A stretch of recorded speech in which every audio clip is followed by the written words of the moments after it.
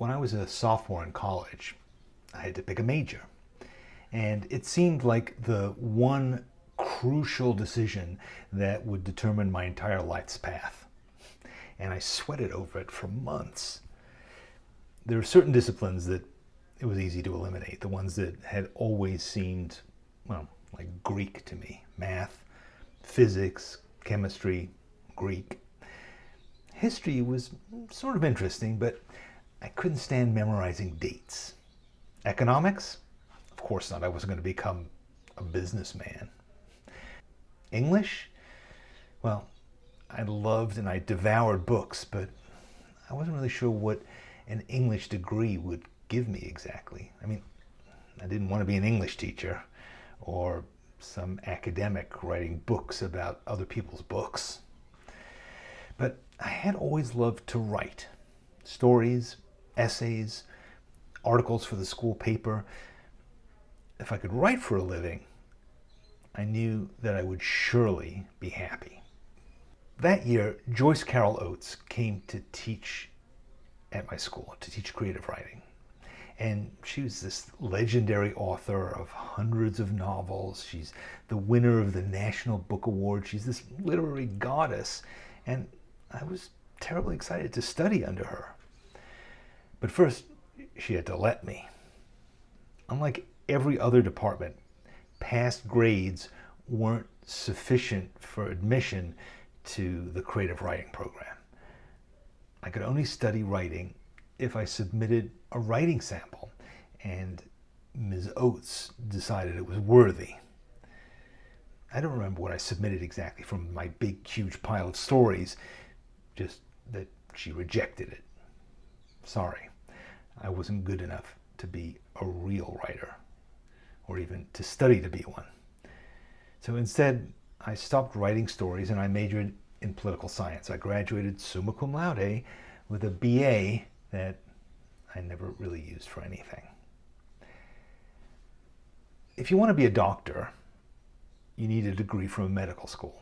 Lawyers need to pass the bar. Dentists need the sheepskin too. If you want to be an architect, a trucker, a plumber, a dog groomer, you need to pass a licensing exam. Someone else has to give you permission to practice your trade. And once you have your piece of paper, well, then you can go out and make a living drilling teeth or driving big rigs or blow drying Lhasa Apsos. Ironically, having a creative degree isn't really a guarantee. Being an art school graduate doesn't make you a painter. Painting does. A degree from the Berklee School of Music won't make you a jazz trumpeter. Playing jazz does, night after night. And a degree in creative writing, even from Princeton University and Joyce Carol Oates, doesn't make you a writer. Writing does. Typing does. Sending out newsletters and writing video scripts does. Creatives prove themselves by creating, not by earning degrees. Every day you sit down to write, whether anyone else reads it or publishes it or gives it a passing grade, you are a writer. And there are no shortcuts, no letters after your name that validate what you do.